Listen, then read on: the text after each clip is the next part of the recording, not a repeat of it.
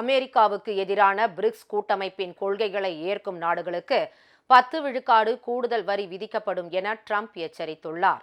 India, சீனா உட்பட பல்வேறு நாடுகளுக்கான வரியை அதிரடியாக உயர்த்திய அமெரிக்க அதிபர் ட்ரம்ப் பின்னர் இந்த வரி விதிப்பு முடிவை 90 நாட்களுக்கு நிறுத்தி வைத்தார். இந்த அவகாசம் வரும் 9ஆம் தேதியுடன் முடிவடைய உள்ளது.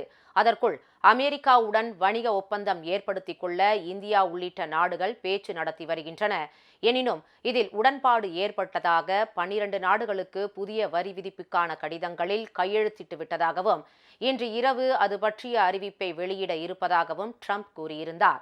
இந்த நிலையில் பிரிக்ஸ் கூட்டமைப்பின் அமெரிக்க விரோத கொள்கைகளை ஆதரிக்கும் நாடுகளுக்கு கூடுதலாக 10 விழுக்காடு வரி விதிக்கப்படும் என்று அவர் எச்சரித்துள்ளார். இந்த முடிவில் எந்த விதிவிலக்கும் இருக்காது என்றும் ட்ரம்ப் கூறியுள்ளார்.